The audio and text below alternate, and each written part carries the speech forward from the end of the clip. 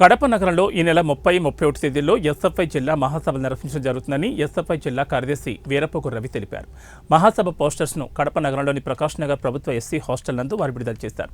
రాష్ట్రంలోని విద్యారంగంలో ఉన్నటువంటి సమస్యలు పరిష్కారం కోసం భవిష్యత్ పోరాటానికి శ్రీకారం చుట్టడం ప్రణాళిక సిద్ధం చేసి పోరాటం నిర్వహించాలని ఈ మహాసభ నిర్వహించడం జరుగుతుందన్నారు.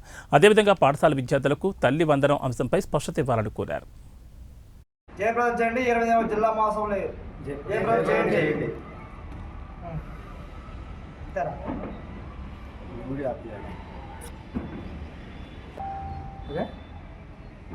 ఈరోజు భారత విద్యార్థి ఫెడరేషన్ ఎస్ఎఫ్ఐ ఆధ్వర్యంలో కడప నగరంలో ఉన్నటువంటి సంక్షేమ హాస్టల్ వద్ద ఏదైతే ఎస్ఎఫ్ఐ కడప జిల్లా 25వ మహాసభలను జయప్రదం చేయాలని చెప్పేసి ఈరోజు పోస్టర్ను ఆవిష్కరించడం జరిగింది.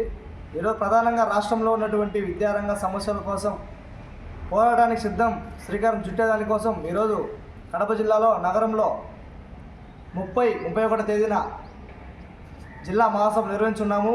దీన్ని ప్రతి ఒక్క విద్యార్థులు కానీ మేధావులు కానీ ప్రతి ఒక్కరు కూడా ఈ యొక్క మహాసభను జయప్రదం చేయాలని చెప్పేసి మేము తెలియజేస్తున్నాము. ఈరోజు ప్రధానంగా చూసుకుంటే దేశంలో ఉన్నటువంటి ఈ యొక్క మోడీ ప్రభుత్వం విద్యా